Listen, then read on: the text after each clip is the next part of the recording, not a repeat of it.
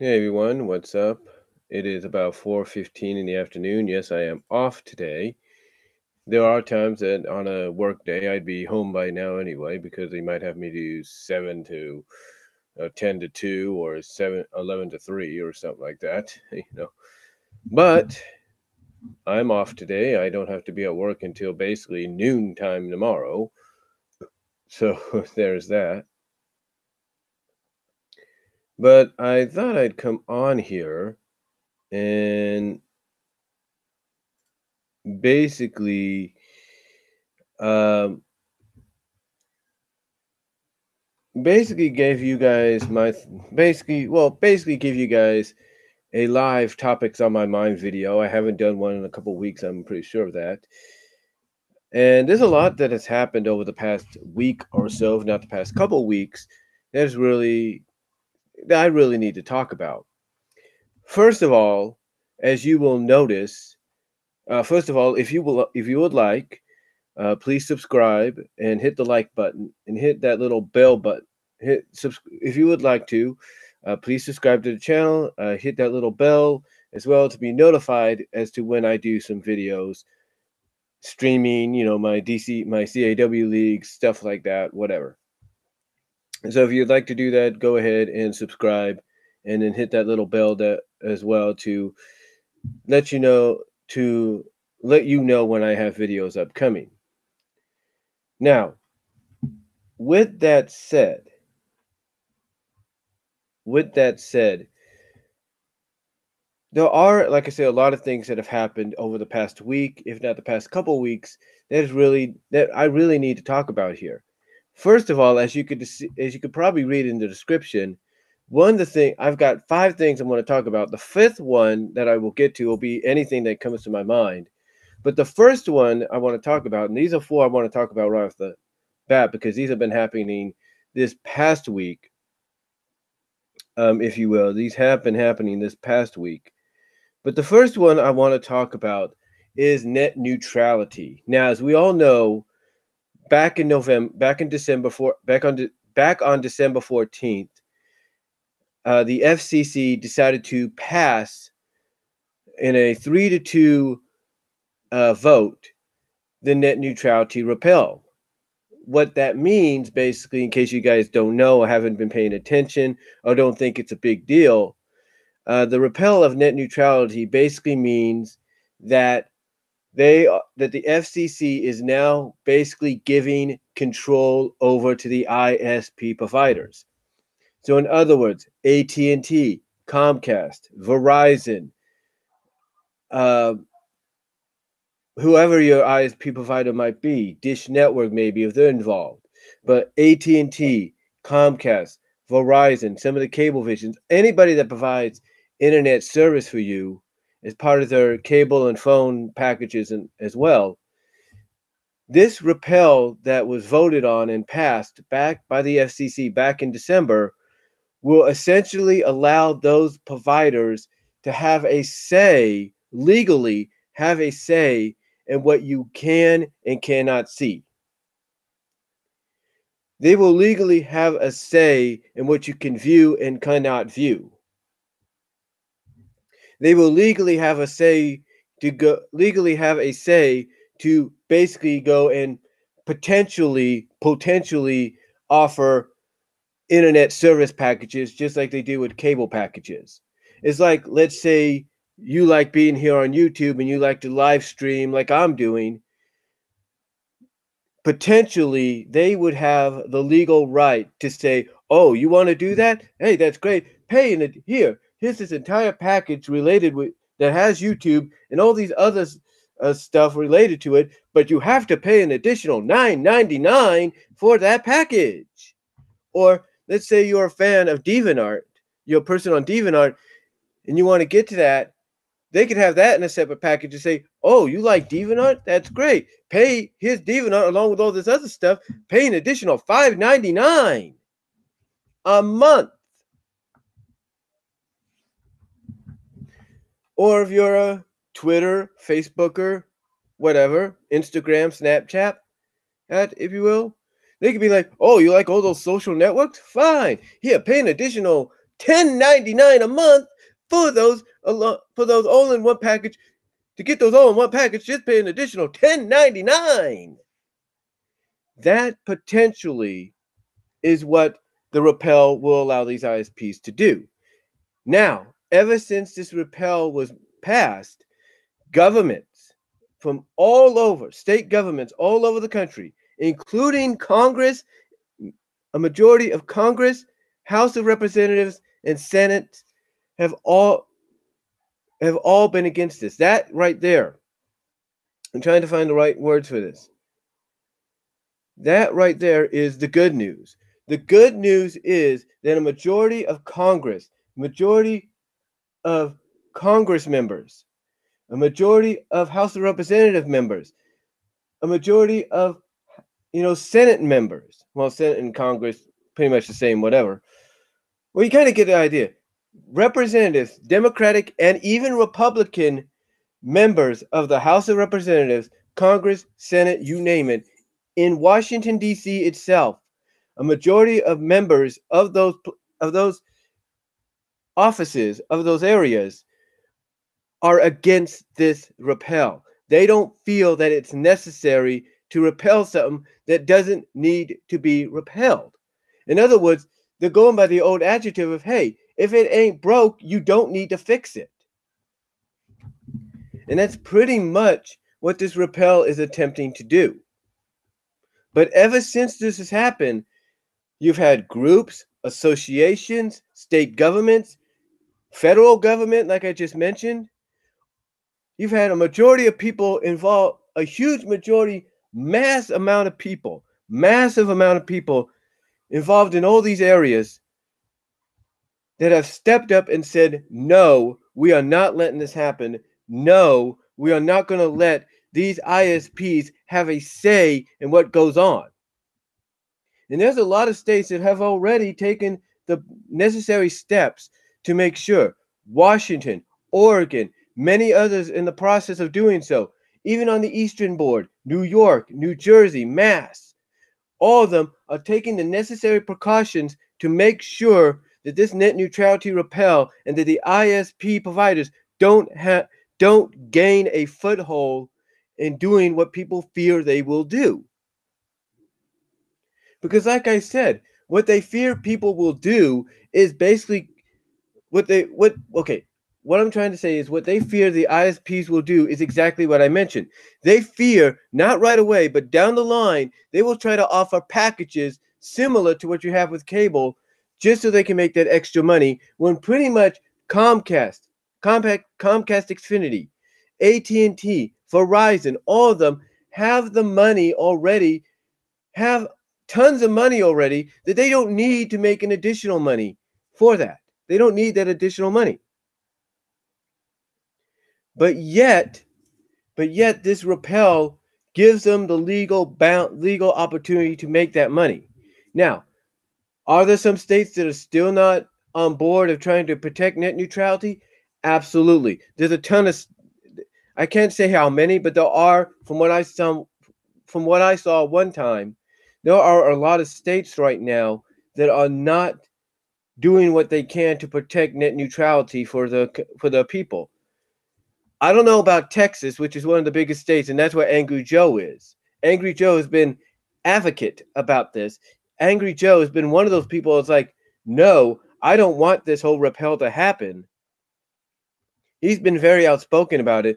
Doug Walker has been outspoken about it. OTRS Central has been outspoken about it. Everybody that uses the internet to do things like what I'm doing right now, or to go to school online or pay bills, what have you, maybe run a business, they are advocate about not letting the ISPs have any say. And now, and like I said, now there's a lot of states that in the past couple of months, in the past couple of weeks, have stepped up and said, we're not going to let this happen. Boom. It's not going to happen. In fact, yesterday, according to ARS Texina,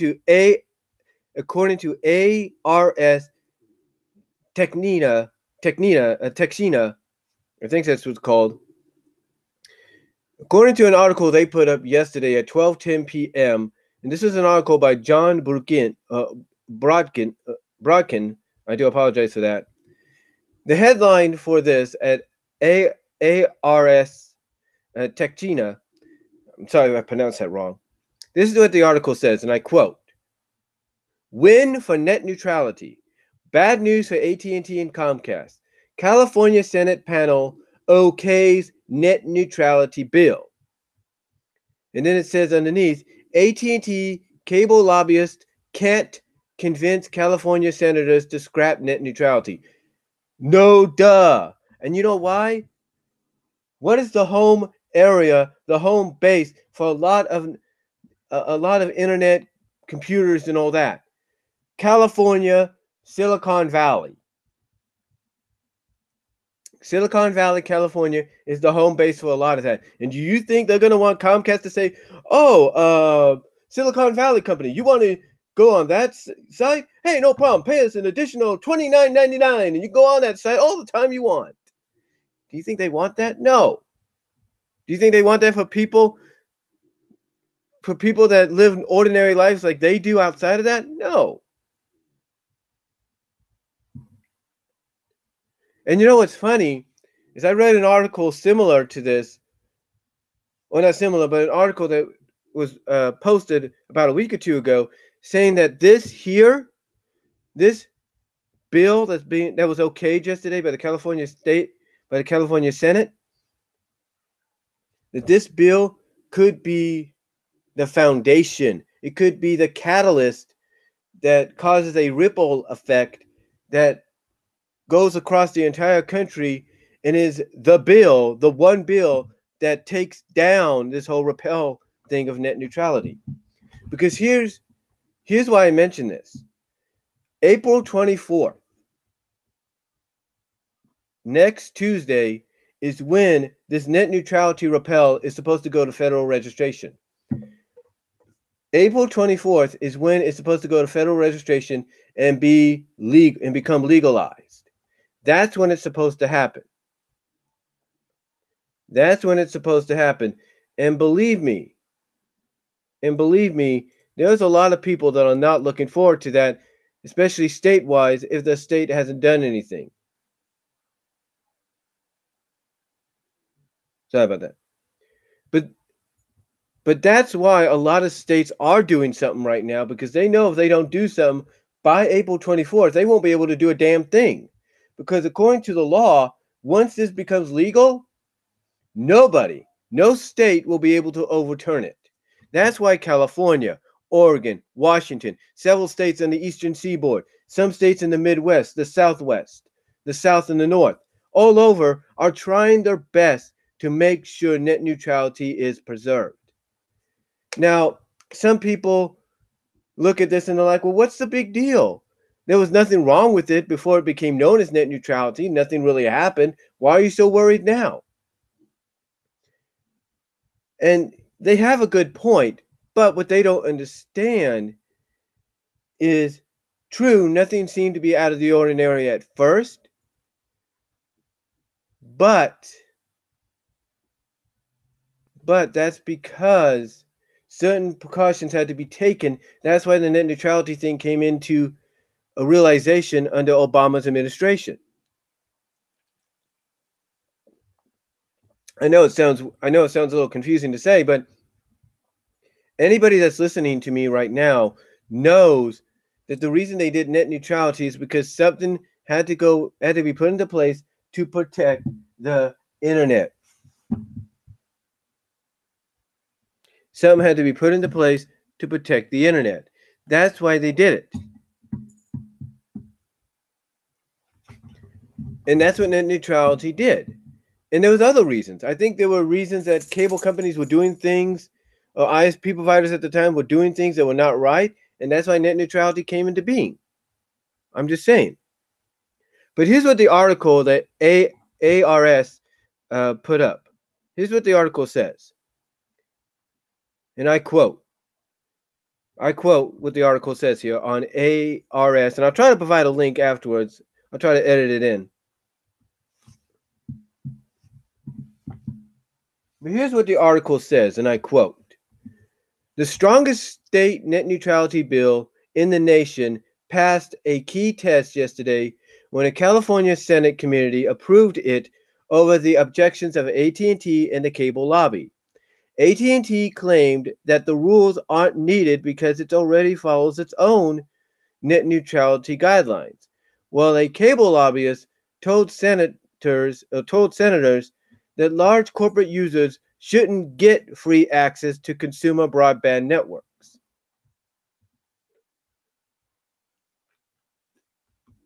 Continuing on, and I quote: "The California legislation would replicate the U.S. wide bans on blocking, throttling, and paid priority or prioritization that were implemented by the FCC in 2015, and it would go beyond the FCC rules with a ban on paid data cap exemptions. The FCC passed its rules under Democratic leadership, but voted to eliminate them after Republican Ajit Pai took over the chairmanship.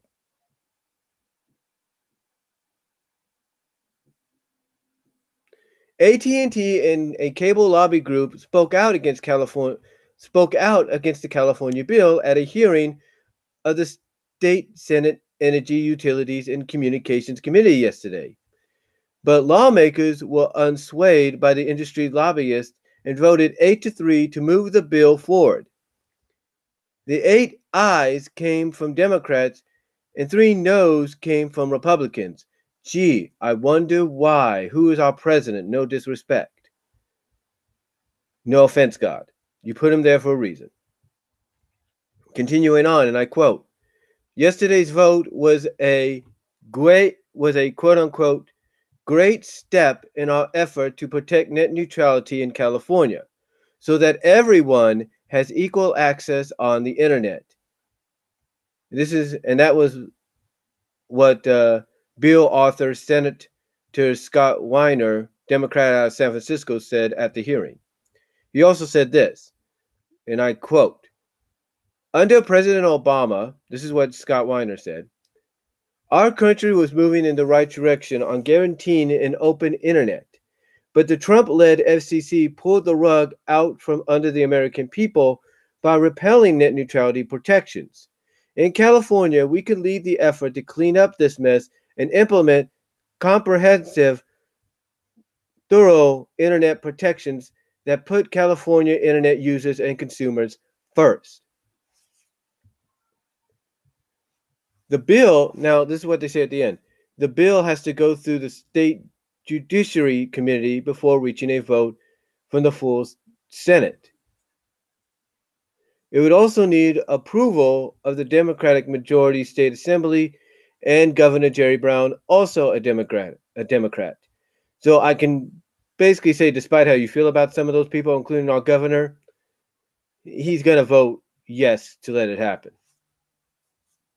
If he votes no, that'll be a surprise. But he'll vote yes, especially if he wants to have a positive aura with the people. And you know what? You know what? This is a major step. It's not a full step, but it's a major step, basically saying, hey, look, you guys may have won the battle to repel net neutrality, but in the end, you're going to lose the war. Now, they go on to say that AT&T has argued about this. They even said that the VP of AT&T, Bill Devine, argued that net neutrality rules aren't necessary and complained that the bill goes well beyond FCC order of 2015. This is what he says. This is what Bill Devine says. He says, this bill is built on speculation that somebody somewhere sometime in the future might violate net neutrality rules.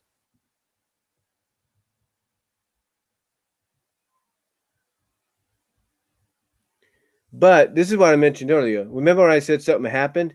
This is what happened that caused net neutrality to be what it is. AT&T started blocking Apple's FaceTime video chat application on iPhones in 2012 and 2013. And this is why net neutrality is needed so that this doesn't happen again. It's basically like you shouldn't have to worry about what kind of phone you have.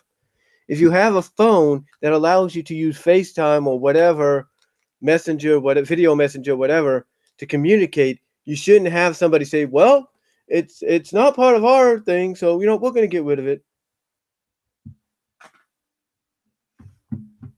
You know, they shouldn't have that. They shouldn't be able to do that. It should be free to anybody. And that's why, when I mentioned earlier, a lot of people are worried about the potential that this thing could have. Now, here's what I see happening. Here's what I see happening. I've been thinking about this. First of all, I do believe that California is going to be okay. California is going to, this bill here is going to go all the way and pass, no doubt. And there's no doubt that this is going to be the first step in an entire nationwide repel against the repel of net neutrality. In other words, this is going to be the first major step in an entire nationwide rebel against this net neutrality repel. And this net neutrality repel, even though by the 24th, next Tuesday, or this coming Tuesday, is going to be put into federal registration as legal, it's not going to succeed. It's not going to succeed. But here's why. Here's why I believe, and I said this before. Angry Joe has said this. Anybody spoke out about this has said this. Here's why I believe we don't have nothing to worry about. Whether your state, supports net neutrality and is working hard to protect it, like California, Oregon, Washington, New York, all those states that I've mentioned that are doing this.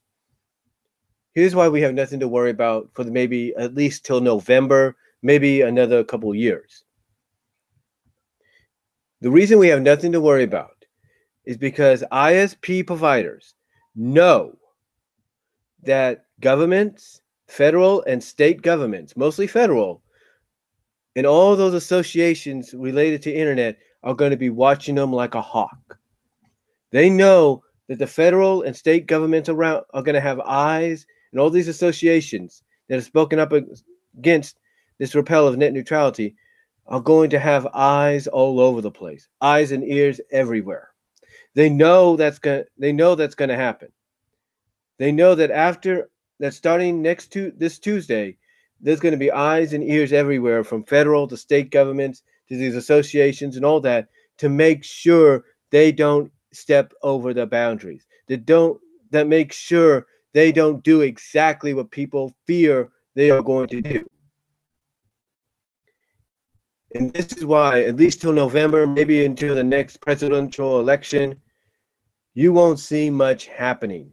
You won't see much occurring, because they know people are going to be watching them like a hawk. It's like, even if they go into a meeting, secret board meeting and everything, and try to say, and try to come up with an idea of what kind of internet packages we come up with, they're not going to go far with it. They might say, well, we could do this, but do we really want to chance it? Because they'll know there'll be people going to be watching them. People are going to be listening in somehow. They're going to make sure that these people don't overstep any boundaries.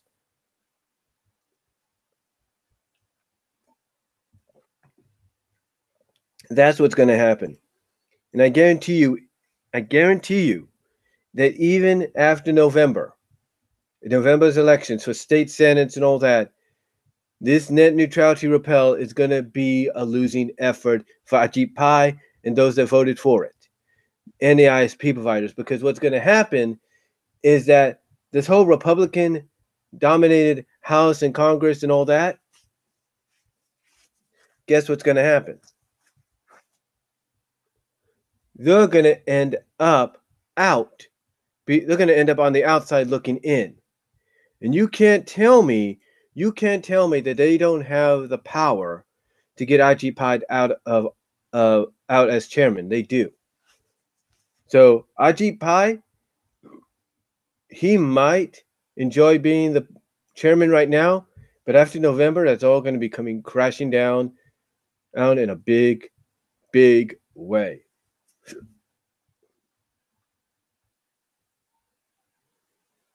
It's all going to be coming crashing down in a huge, huge way. And you know what? I think he knows that. I think he knows that this is a losing effort. This is what I think Achi Pai is looking at. He's looking at the fact that, hey, at least I could say that that I'm the only one to succeed in repelling net neutrality. Yep, I'm the only chairman that did it. I'm the only one in history of the FCC to do it. Yep, I may have lost the war, but I can proudly say I was the first one to actually start the repel. And no offense, Scott, no offense. But that's basically all he's going to be able to hang his hat on. I mean, heck, he's already being investigated as we speak for some kind of collusion or conspiracy or whatever with Sinclair Broadcasting and whatever his ties were with Verizon.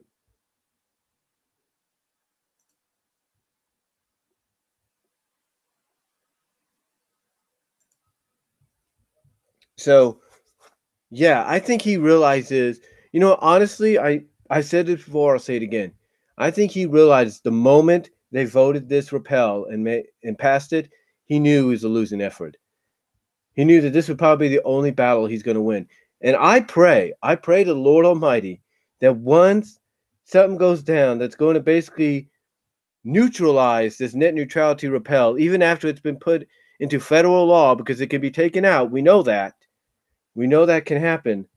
I hope to God, I pray to God, he comes out and apologizes for the attempt to take away net neutrality. Hopefully, we get an explanation to him as to why he wanted to do this. As to why. Hopefully, we get that.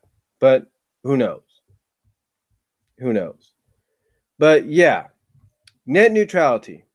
The net neutrality repel bill that got passed in December becomes legal law, if you will, whatever, on the 24th, this Tuesday. But already states like, well, I'm living in California, Oregon, Washington, many others are doing what they can to protect net neutrality, to prevent this from happening. And like I said, do not be surprised. Do not be surprised. Do not be surprised whatsoever that if nothing happens, at least up until past November, or even until after the presidential election, the next presidential election, because like I said, these ISP providers, they know they're going to be watched like a hawk by federal, state governments, and associations. They know that. They know that. They know it, and that's why they won't be doing anything at all. That's why they know they won't be doing. That's why we know they won't be doing anything at all. I mean, you could slightly tell that they're trying to do something already, because there are times that maybe it's just my provider doing maintenance or something, but you could, on my computer going on my Windows 10 doing updates, but you can almost tell that there's something going on. Like they're testing the waters. With whoever your provider is, you could probably already tell they're trying to test the waters. But you know why nothing's really going to happen, and why you won't see much of a test of the waters anymore? Is because of what's happening with the states trying to protect it, and then, like I said, knowing that they're going to be watched like a hawk by the governments.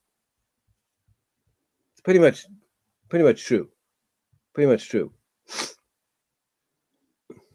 It's pretty much a fact. Pretty much a fact.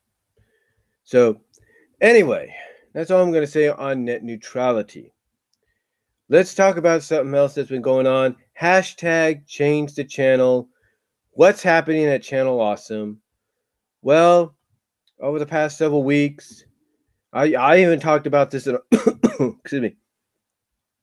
I even talked about this on a video that I did walking back from Nob Hill, the Nob Hill store here in town. And yeah, this is what a past couple of weeks, if not month, for what's been going on at Channel Awesome. Now, a lot of things have happened. From what we understand, there have been some sexual harassment claims. There have been some endangerment claims. Any kind of claim that you feel shows unprofessionalism has been pretty much claimed, if you will. Bad working conditions, unsafe, healthy working conditions, especially when they were doing the anniversary movies and stuff. Just a lot of stuff has been coming out lately, and it all centers and points to one person. And no, it's not Doug Walker, despite how some people may say he's a part of this, but it points to the man in charge of Channel Awesome, Mike Machad. Animat did a animation podcast clip of this on his channel, and pretty much when he got to the top reasoning as to what's been going on, that being Mike Machad, I could say this. I know a lot of people have worked for bosses that don't really give a damn about who they are, what they do, are reluctant to give raises despite maybe the companies telling them that they have to do it. There have been bosses around that have only cared about themselves and those that are in their clique or those that share their ideals.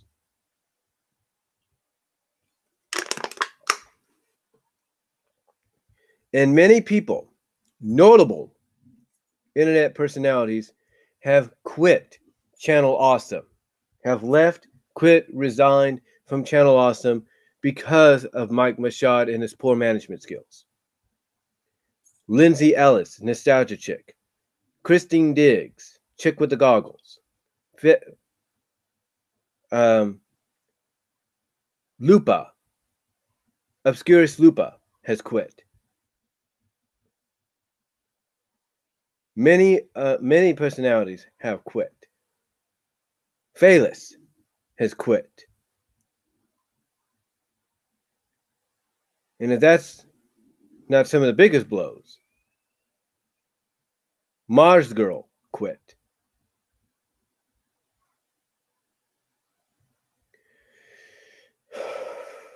And if that's not the biggest blows lately, to resign or quit, Angry Joe has left. Angry Joe's doing his own thing. He's fine doing his own thing. But he was still somewhat associated with Channel Awesome. Angry Joe's gone.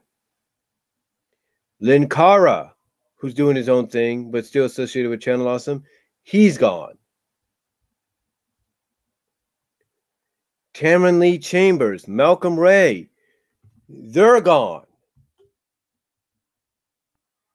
And then recently, the biggest ones of all, Rob and Doug Walker. According to what I've read on Twitter, what people have been reporting, they're gone. The only person left is Guru Larry. And as an image posted on Twitter has suggested, he's going down with the ship. Because pretty much Channel Awesome is dead in the water. Unless some kind of miracle happens, they're done. And it's all thanks to Mike Machad. Because apparently Mike Machad never really cared about the people around him.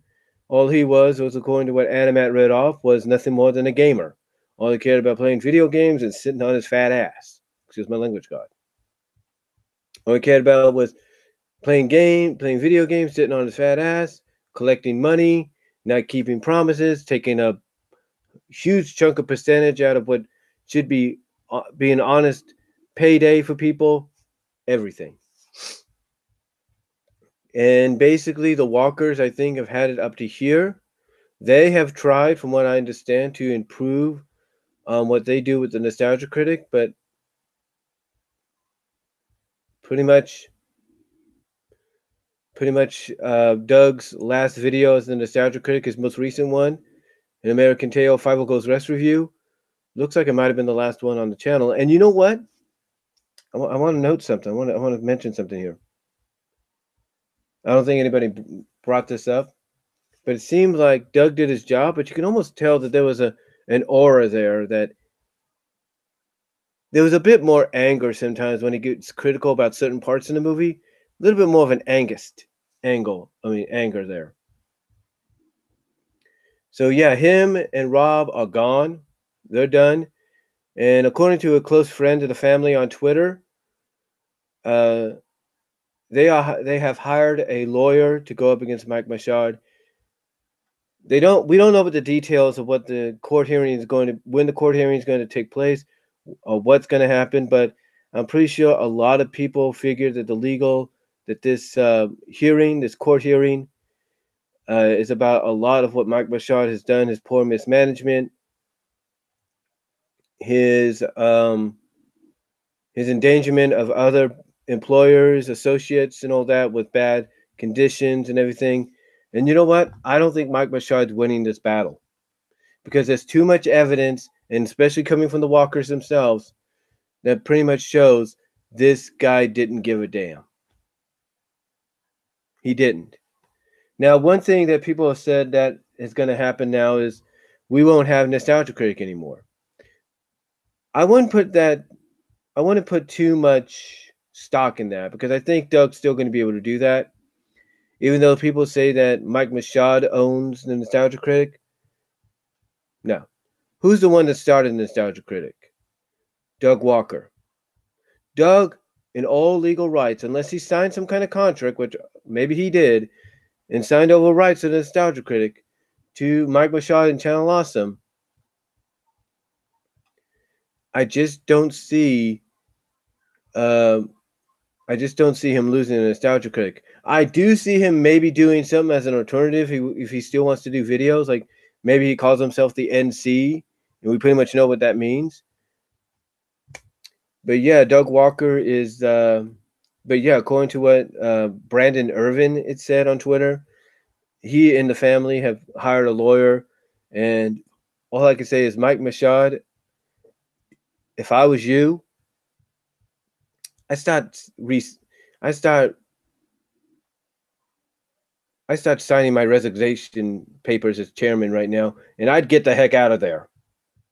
Because pretty much you go to court, you ain't winning this battle. You're not.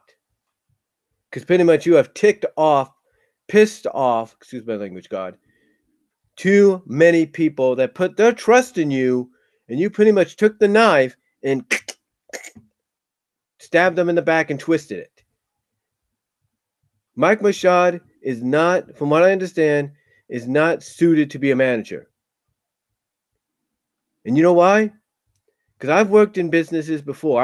I currently work for Walmart. I've worked for the Walmart in Lawrence, Kansas. I've worked for Hastings in Lawrence, Kansas. I've worked for Burger King in Lawrence, Kansas. I've worked for Food for Less in Lawrence, Kansas. And you know what? In my time, in all those jobs, I've seen people that don't belong. I've dealt with people that don't belong in the positions they are in. They don't belong in the positions that they are in.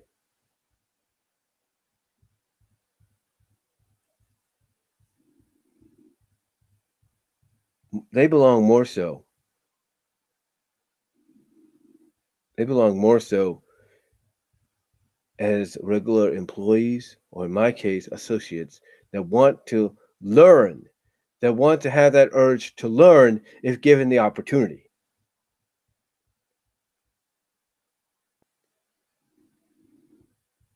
They want to learn.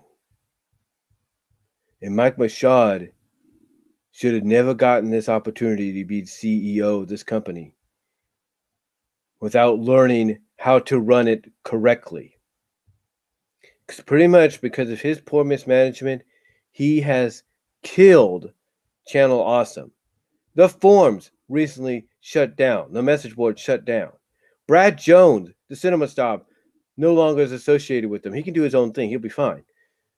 But the point is, Mike Machado has screwed up probably one of the biggest, most promising things on the internet in Channel Awesome.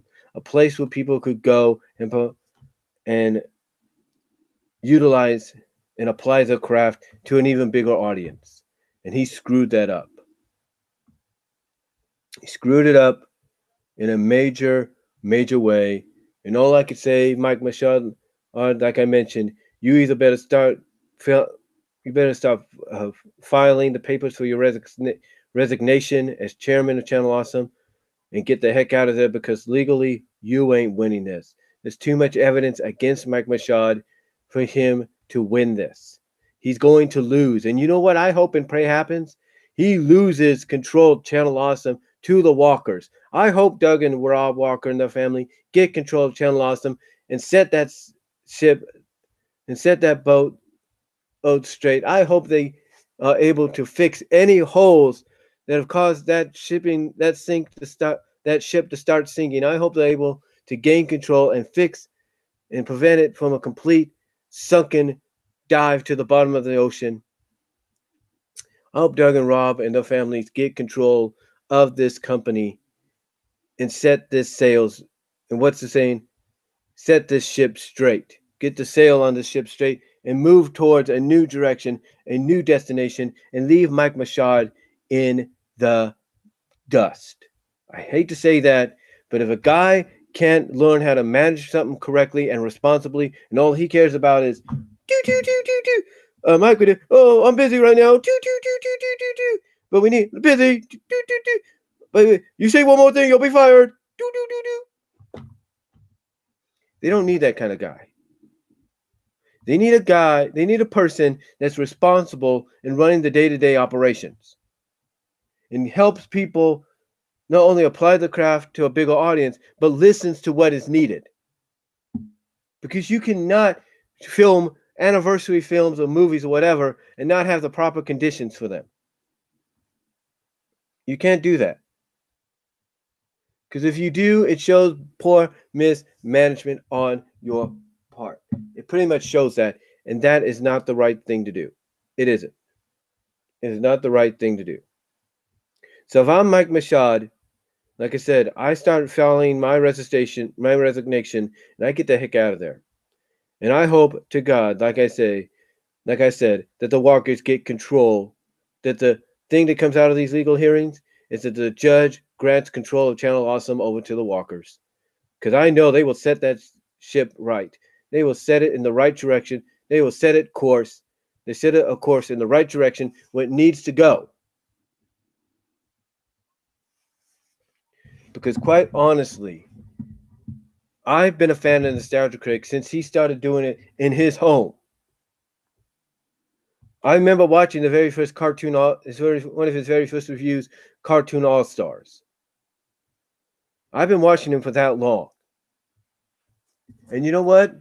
If he can't get Channel Awesome, they can't get it, and he's able to get the legal rights to Nostalgia Critic, which he should have anyway. I hope maybe James Wolfe, who's a friend of his, brings him on to Cinemassacre, because I think Cinemassacre can definitely use somebody like the Critic. No doubt about it. No doubt about it.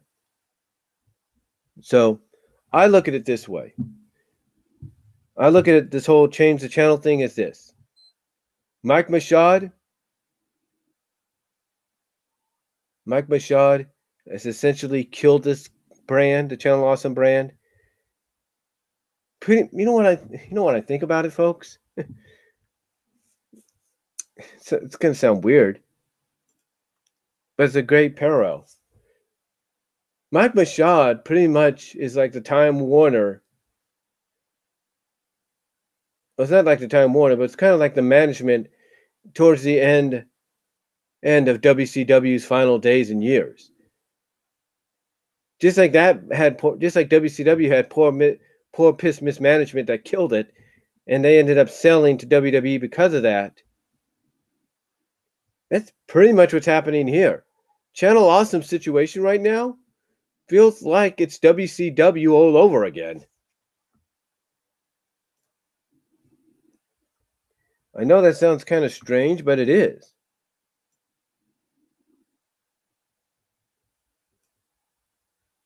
Yeah, Paramount Piglet.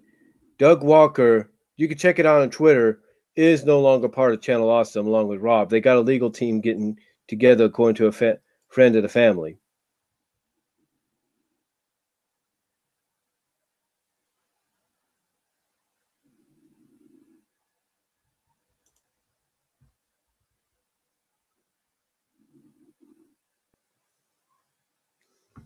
Yeah. He's essentially, Mike Machado pretty much has essentially killed Channel Awesome, or at least in its state right now. Because again, I pray and hope that what comes out of these legal hearings is the judge rewarding Doug Walker and his family, Channel Awesome. I hope they get control of that.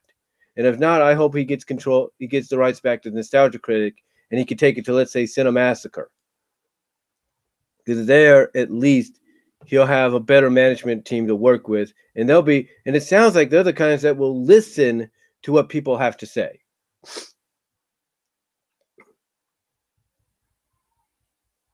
So hopefully that happens. And you know what? I think it's going to. I think honestly it's going to. I think here's what I think is going to happen. I'm just checking some things here, but I honestly think he's either going to go to Cinemassacre and get the rights to Nostalgia Critic and take that with him, or what he's going to do, or what's going to happen, and I hope it does happen, is him, Rob, and their family are going to get control of Channel Awesome, and they're going to set that ship straight and set it on course, on the right course, to be better than it was before, and leave Mike Machado and anybody associated with Mike Machado in the dust. And you know what? If that happens, and I pray it does, and I think it will, I believe it will, a lot of people that have left Channel Awesome will probably want to come back and help rebuild it. I could see Lindsay Ellis coming back to help rebuild for a time. I could see Christine Diggs coming back. I could see Louis Lovehog. I could see Joe Vargas, Brad Jones, Lupa Allison, if you will, all coming back. Brad Jones, all coming back to help rebuild Channel Awesome to what it should have been and was in the first place before Mike Machado stepped foot there and took control. Because I believe, excuse me, I believe Mike Machado is going to be ousted as the chairman because he's going to lose Channel Awesome to the Walkers. The judge is going to give the Walkers total control over that. I truly believe that. I really do. I know it sounds strange to hear that this is happening right now, but you know what? Mike Machado has no one to blame but himself. And you know what, Mike? What are you going to do now? What are you going to do now that your bread and butter is gone? What are you going to do? All I can say, Mike, is if you hope to stay in this business, you either got to do one or two things. You either got to turn control over Channel Awesome to people that know how to run it properly and will listen to those people that work for it, or you better just sign your resignation and get the heck out. Because you go to court, you ain't winning this battle. But that's all I can say on that. And again, I pray and hope, I pray to God the Walkers win, and I believe they will because there's too much evidence against Mike Machado not for them to win. And I pray that one of the things they get in return is control of Channel Awesome. I hope they get it, as well as control of the Nostalgia Critic IP, because you know what? Doug Walker created that character originally. He owns that character, not Mike Machado. So pray to God. I pray to the Lord things go that I pray to the Lord that things go correctly for the Walkers and that justice will prevail, and I believe it will. Now, next up, this week has been a week of several passings all over. We've had Harry Anderson pass away, who is known as the judge on Night Court. And recently we had two major ones pass. First, we had Barbara Bush, who passed away at the age of 92. The first lady, George Bush's wife, she passed away at age 92 this past weekend.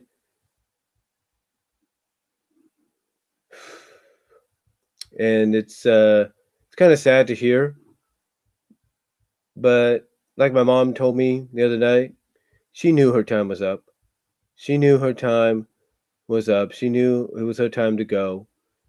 And ironically, her passing came after she refused any more medical treatment or help. But Barbara Bush, to me, was probably one of the better, if not nicer, as far as I know, first ladies that we've had in the White House. I mean, I was only like in my teens, my early teens. Actually, I was just coming into double digits when George Bush got elected. So yeah, I was around for several of his terms. So no, well, of course I was around. What am I saying? But yeah, I was still like in the fourth, fifth grade at the time. But yeah, she was a good. Uh, from what I saw as a kid and watched on television, she was to me, a good first lady. She was probably the sweetest ones you're going to have. One of the sweetest first ladies you're going to have. And it is sad that she's gone. But like I said, my mom told me it's like she knew her time was up. She knew she was not long for this world, and that God had a place for her up in heaven, all set and ready for her arrival. And again, she just knew, and that's why she refused any more medical treatment, because she knew that even with the I believe honestly, she knew that even if she continued the medical treatment, she was gonna that her time was up. She was still gonna go, no matter what. She was still gonna pass, no matter what happened.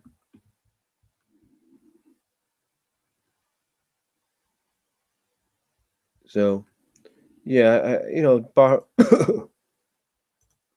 so yeah, Barbara Bush, I think knew. I think she realized her time was up, and she's in a better place now.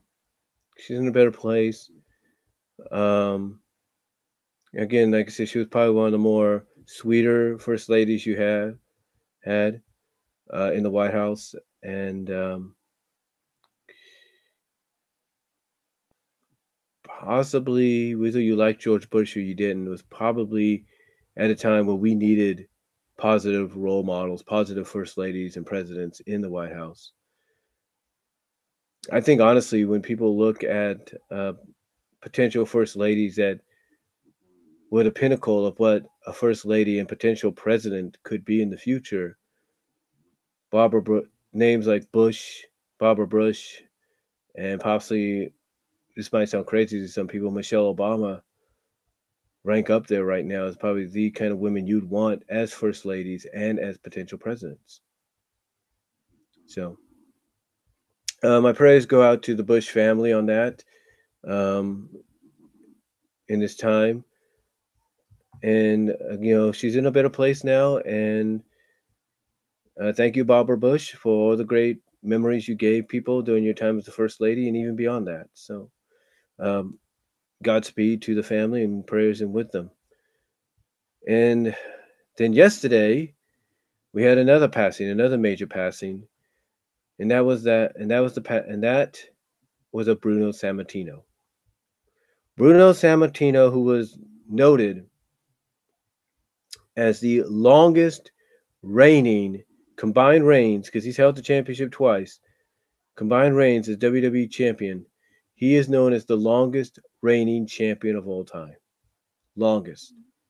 Holding it longer than anybody else has ever held it. I think even longer than Bob Backlund.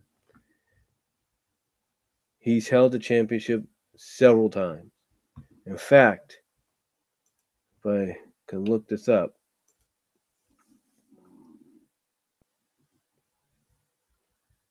he held the championship,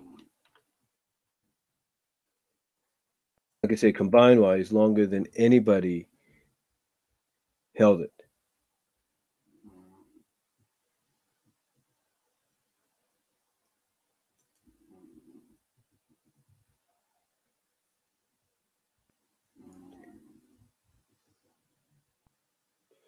Yeah, he held the championship, from what I see here,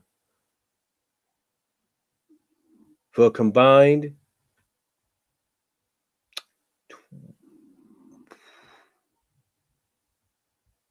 combined 12 years. His first reign was in 1963 to 1971. His second reign was in 1973 to 1977. So he held it for a combined 12 years. That's a lot of days.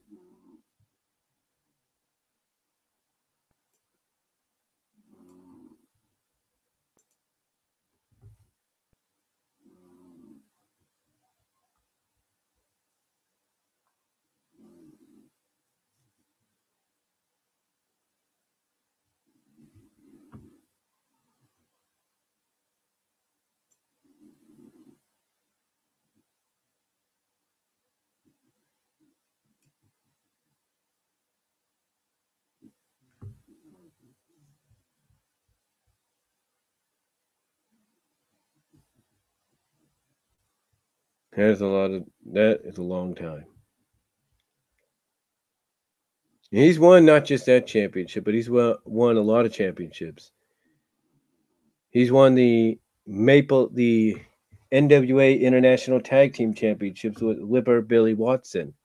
The NWA United States Championship one time. These were the Toronto versions, actually. He won the NWA Hollywood Los Angeles Battle Royal.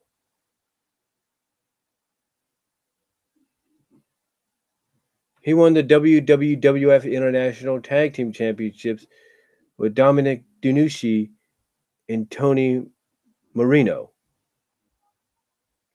He won the WWF United States Tag Team Championships with Spiros Aaron.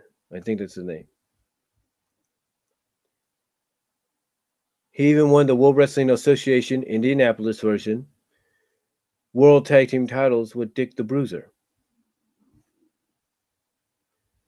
And in 2014, received a bronze statue.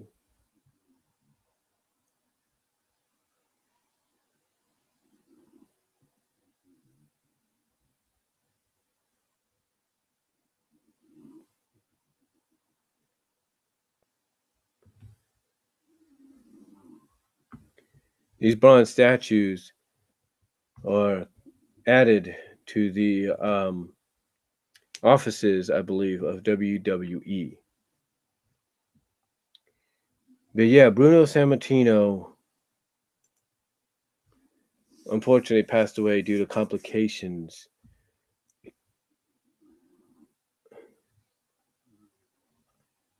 This is what it says. He underwent heart surgery in He underwent heart surgery in 2011. He died yesterday at the age of 82 after being hospitalized for 2 months. They say that WWE honored his life with a 10-bell salute before a house show in Cape Town, South Africa later that day.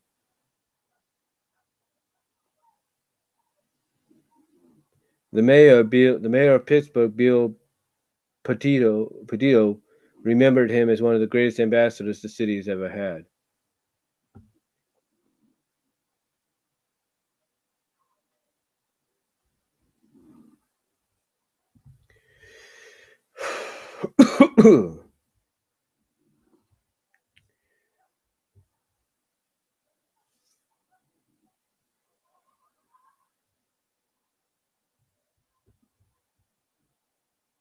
Yeah. But you want to talk about a legend in Bruno Sammartino. He's a guy that sold out Madison Square Garden more than anybody in professional wrestling, if not in overall sports entertainment. Every time he was in the main event or even there, he sold it out. Didn't matter if he was the opener, didn't matter if he was the main event, which he most of the time was. He's in the middle of the card. He sold out. The reason Madison Square Garden sold out, because of him. He had more sellouts than anybody.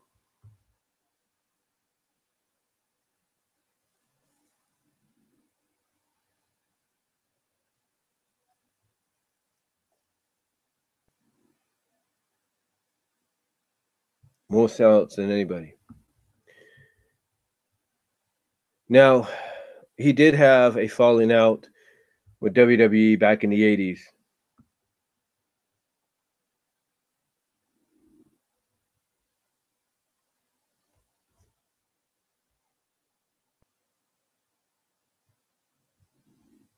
and was against WWE for quite some time, especially being one of the people that spoke out against Vince McMahon's path that he was taking professional wrestling, and particularly in the use of steroids.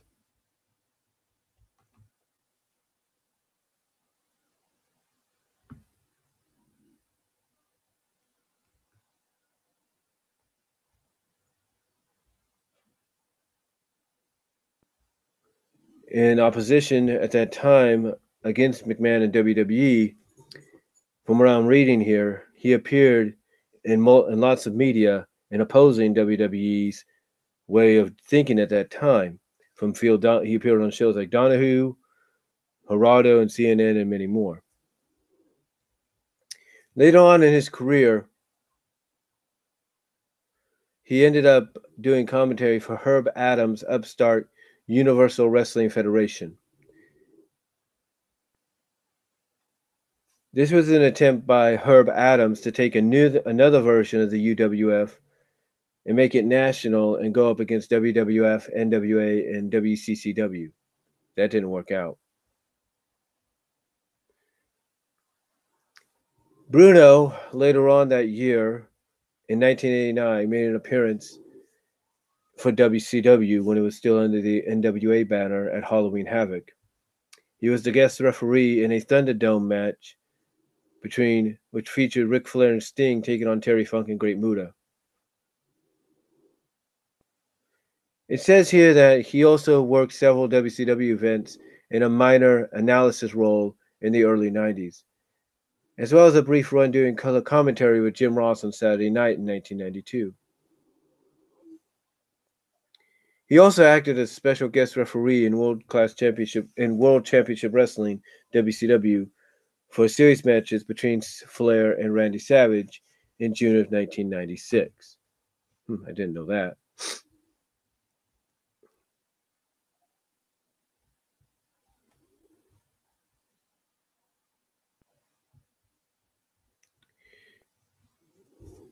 It was in 2006 he had signed a deal with Jakks Pacific to produce an action figure, which was part of the classic Superstars line at the time. Series 10, that is. In 2010, he was honored at the 74th Dapper Dan Diner, a popular awards and charity fundraiser event in Pittsburgh, with a Lifetime Achievement Award. In 2013, he accepted finally an invitation to be inducted into the Hall of Fame of WWE after having declined several times in prior years. He finally accepted the offer, according to Wikipedia, to join because he was satisfied with the way the company had addressed his concerns about the direction of the business. He was inducted, of course, by Arnold Schwarzenegger.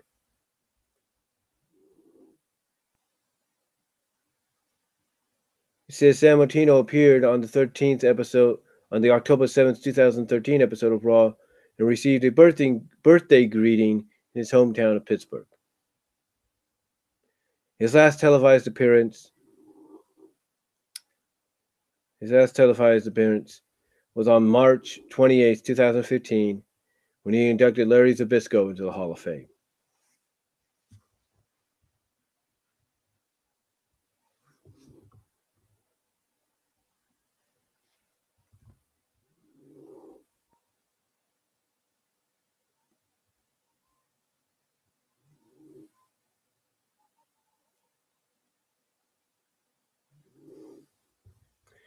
Now, he, of course, married his wife Carol in 1959 until his recent passing. They have 3 sons. They have 2 fraternity twins, Danny and Daryl, and of course, David Sammartino, who also competed in the business. They are also grandparents of 4 grandchildren. It says here they lived in Ross Township in Pennsylvania, in Allegheny County, near Pittsburgh, from 1965 onwards. So they were in Ross Township. So if you lived there, you knew who he was. In 1998, it said, now here's what's interesting. In 1998, it said he had been estranged from David since retiring from wrestling against Davis' wishes for a tag team. In 2007, he he received the key to the city in Franklin, Pennsylvania, as part of IWC's Night of Legends 3.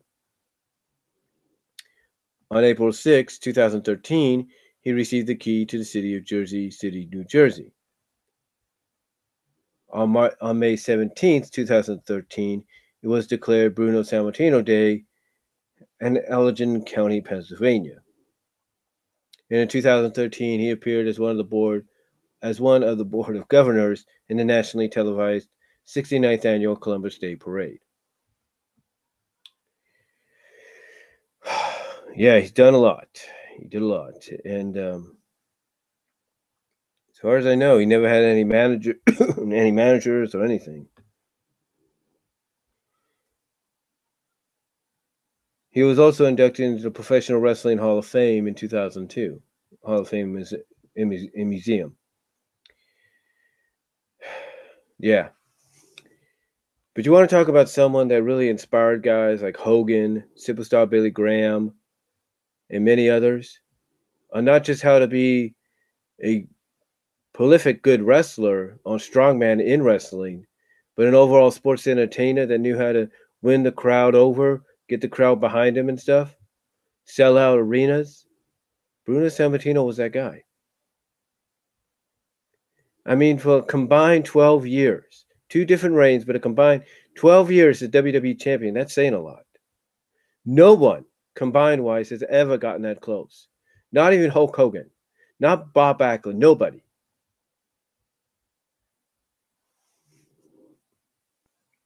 Nobody.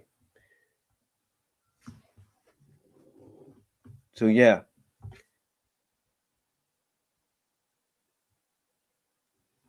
Bruno Sammartino.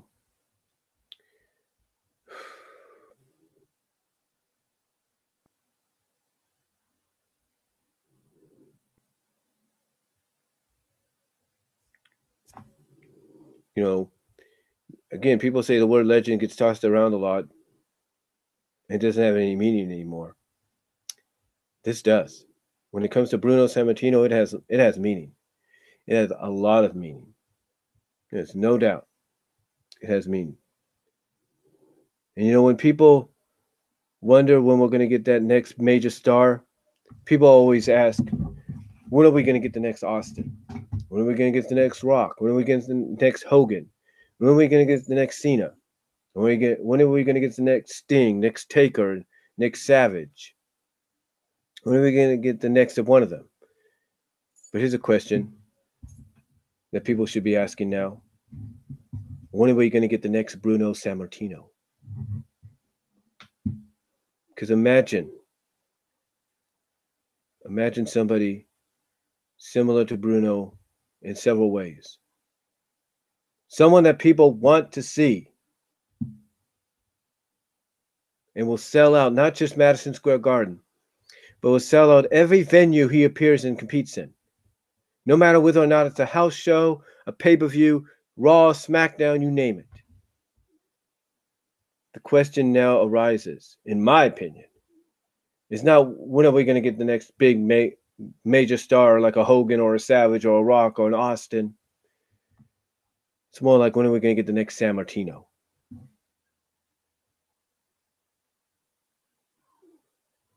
Because you know what? When that day comes and we get that person, there's going to be a lot of people saying there's going to be a lot of people saying that it feels like Bruno Sammartino has been reincarnated and brought back to life in this individual. Because that individual will be exactly what Bruno was and could still have been even in today's world. Because I believe honestly, if Bruno's career would have started in this day and age, folks, and there is no doubt,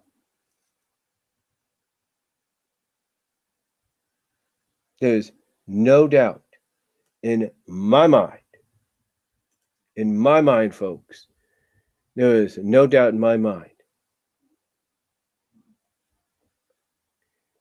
I mean, that when the day comes that person shows up, and those comparisons are made, and people come out and say it feels like Bruno Sammartino come back to life, there's going to be a reason. And I'm sorry if I lost track there. I do apologize. I was looking at something. But there's going to be a reasoning. And that reasoning is because that person, man or woman, is going to be able to draw in people from near and far, house shows, pay-per-views, Raw, SmackDown, whatever. And that person not only is going to be able to do that, but they're going to take that company, whether it is World Wrestling Entertainment, whether it's Ring of Honor, Impact Wrestling, MLW, Major League Wrestling, whichever one it may be, they're going to take that company to the very top. And that company is going to be the company people are going to want to watch and tune into and go and sell out tickets to go see in person. So again, my question isn't when are we going to get the next Hogan, Flair, Sting, Savage, Undertaker, you name it. No. Austin, Rock, no. When are we going to get the next Sammartino that's going to have that kind of aura, that kind of effect? That's what I wonder. That's what I want to know. But yeah, professional wrestling, if not sports in general, and sports entertainment in general, lost a legend. And my prayers and sympathies go out to the Sammartino family, to his wife Carol, during this time. He is in a better place now. He's in a better place. And there are a ton of legends that have gone on before him that are welcoming him in with open arms right now. They're welcoming him in and saying, welcome, brother. Now we can have these matches that we never could up in the pearly gates above. So my prayers and condolences go out to the Sammartino family. Bruno, you were a legend. You were a true icon, and you defined what it was to be a sports entertainment icon that crossed all barriers. And you proved that you, with the right aura and presence, that no matter whether or not they were a fan, hardcore, casual, didn't matter, that if you had a presence and an aura to you, they would want to come out in droves and see you. So my heart goes out to the Sammartino family. Bruno, you are a true legend, and you will be missed.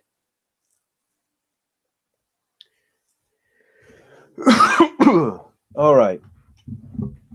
Now, in closing, the fifth thing I want to talk about, just something that comes to mind. You know, as you all know, I work for Walmart. And everybody knows that when it comes to businesses, retail, whatever, supermarkets, supercenters, everybody's in competition with each other. Right now, the biggest competition going on,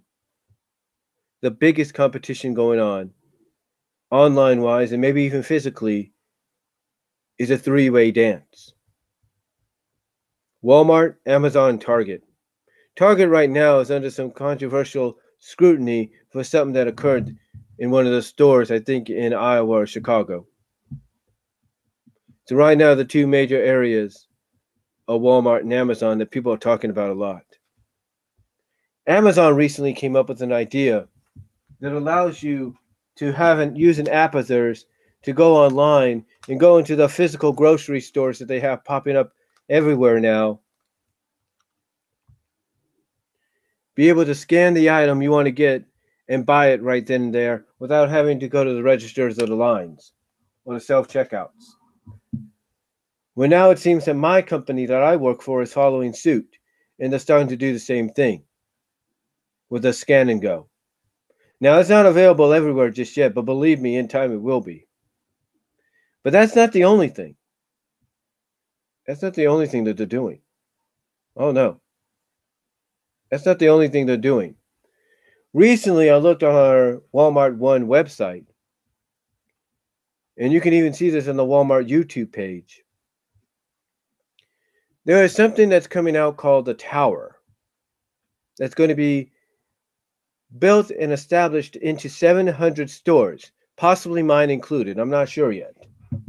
But 700 stores nationwide. Now you might ask, what is the tower, Brian?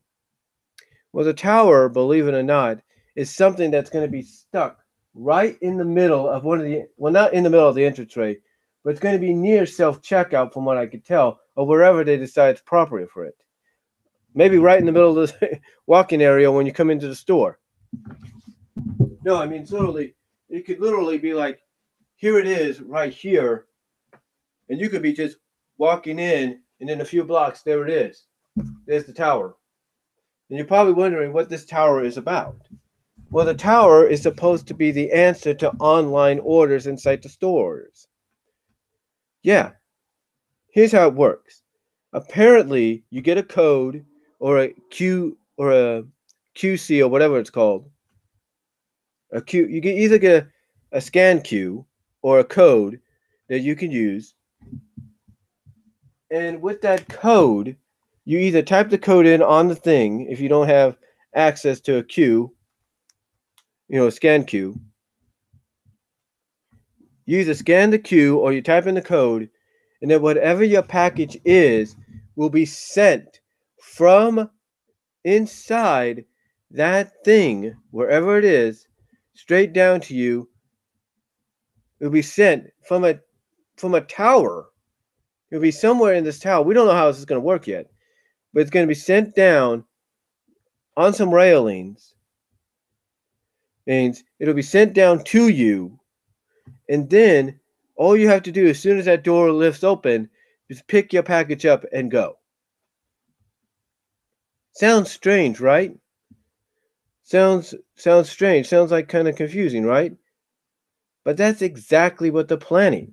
They're planning to have freaking towers in the middle of the store, like right here, to where you just go up to it, you scan the queue, you turn on your phone, you scan the queue, if you will, if you could do that, if it's readable, and then it'll automatically know who you are, and what your order is. Well, know what your order is, what you're picking up, and then it will send that order from wherever it is in that tower straight down to you. And you'll be able to, and then, like I said, as soon as that door opens, you'll be able to grab your package, big or small, and take it with you. This is also supposed to work possibly for if you get TVs, like the big TVs.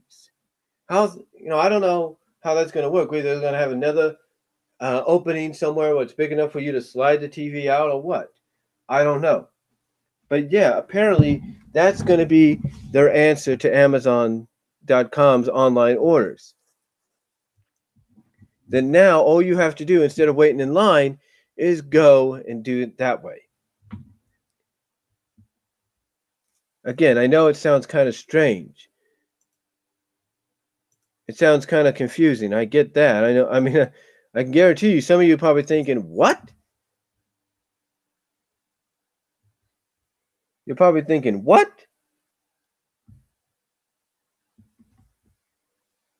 Yeah, I'm just getting over a little bit of a cough. I'm fine. Sniffles, don't worry, Wild Hops. I'm good.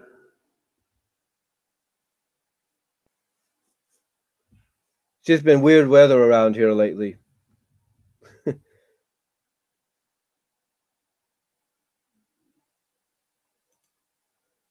No, but honestly, that's basically what's going on. It's the fact that is going to be something new coming to stores of the company I work for.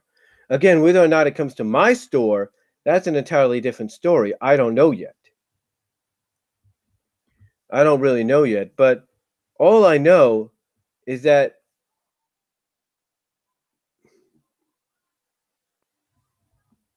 all I know is you think the scan and go is something. This is going to be something a little bit more different. I mean, the scan and go basically is like just like you do with the Walmart Pay. You go to self checkouts, you check out there, use Walmart Pay. All you have to do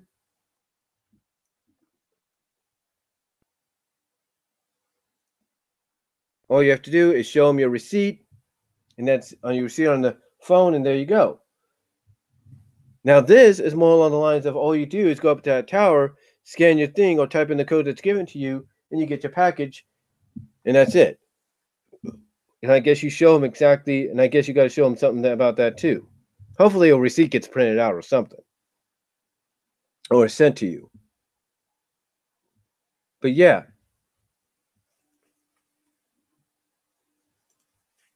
that's what's going on with Amazon. I mean, with Walmart.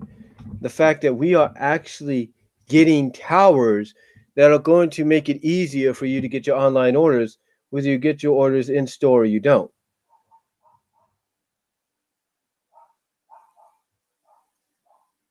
No, I'll feel better soon.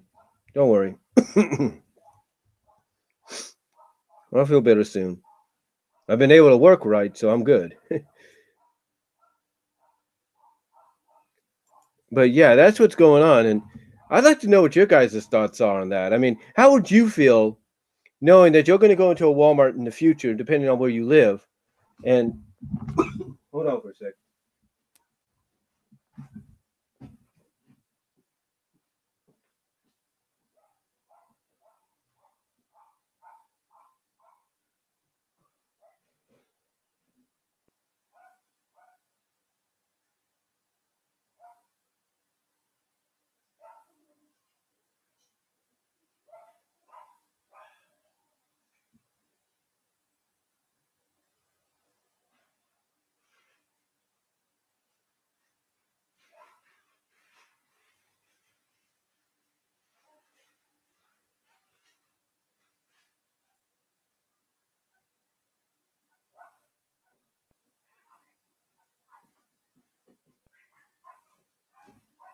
Give me some water here. That kind of helps out a little bit. But yeah, imagine walking into a Walmart one of these days, depending on where you live, and you see that. Again, all you have to do is go on to Walmart's YouTube page, and you can see it there. In fact, you can even type in Tower, Walmart, whatever. You'll be able to find it there.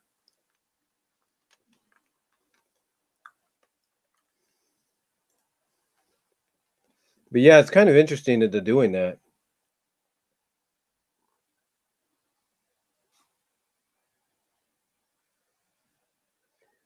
Oh, my buffing's good.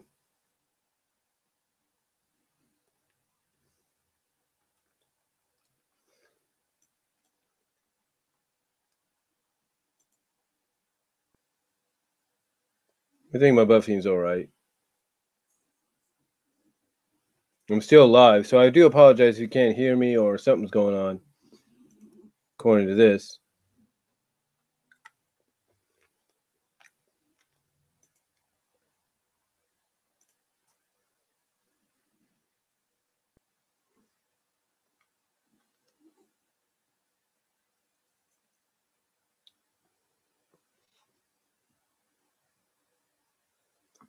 But yeah, basically,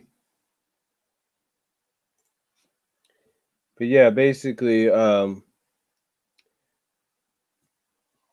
me check something here.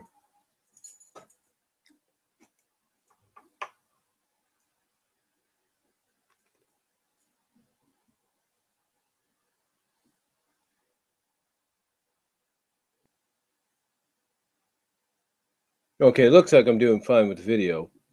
Just checking something on the channel.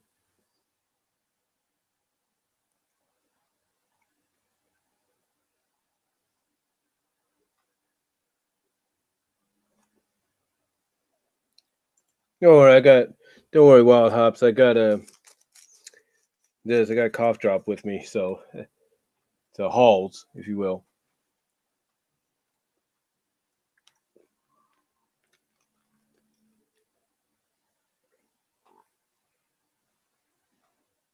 But yeah, excuse me.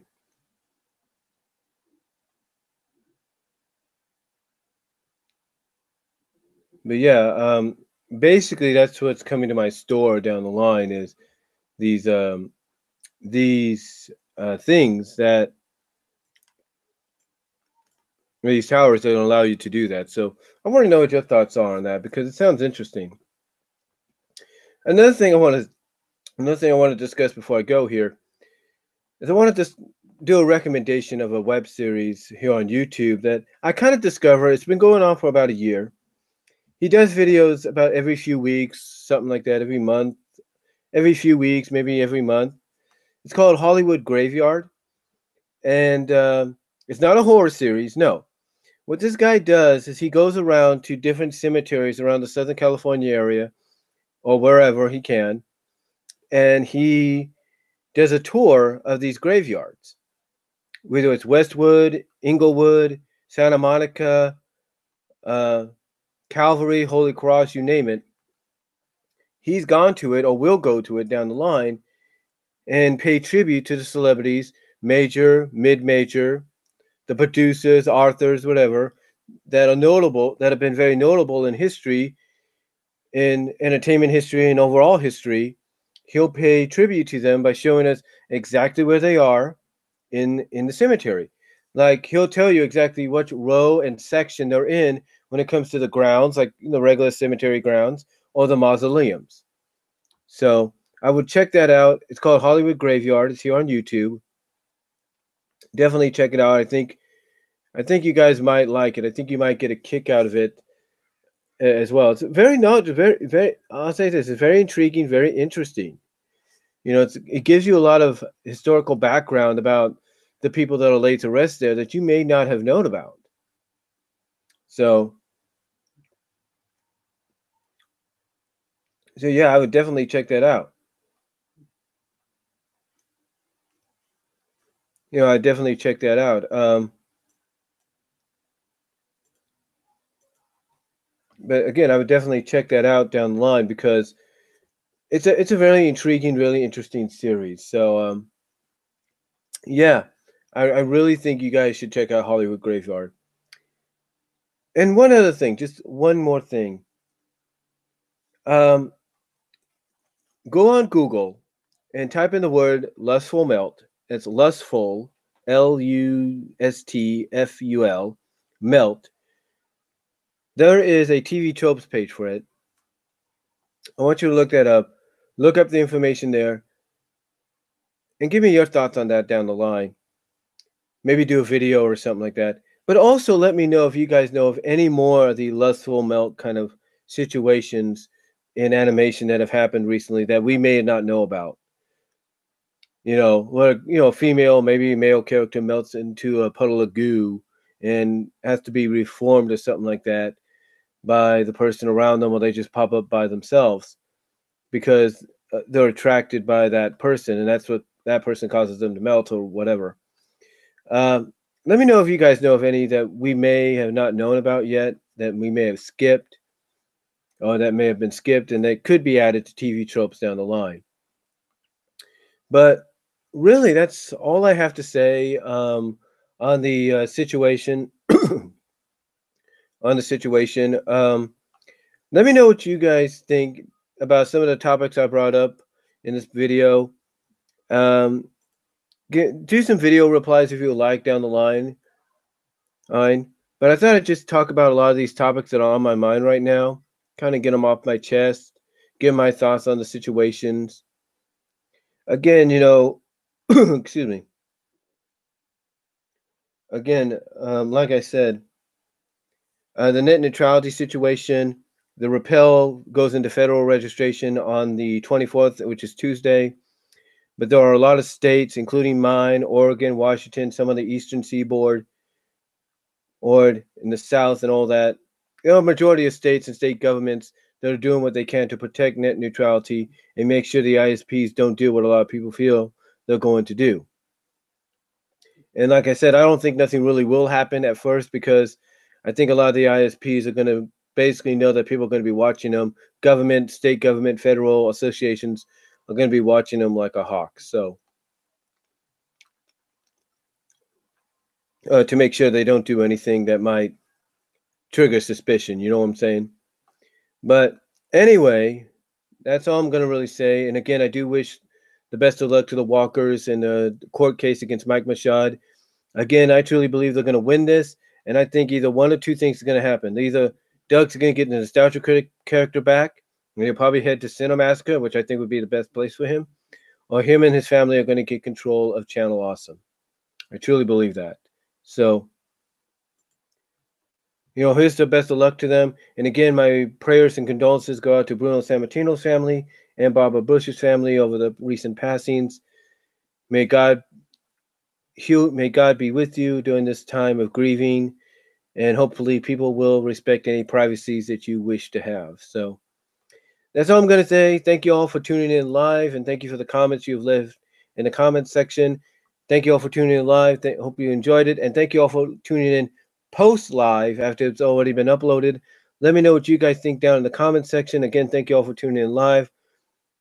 Really appreciate it. Once again, if you want to, go on and subscribe and support this channel. Click the notification bells to know when videos will be uploaded or whatever will be uploaded. And again, thank you all for tuning in live. I really appreciate it. And again, thank you all for tuning in post live after it's already been uploaded. Let me know what you guys think about what I've had to say here.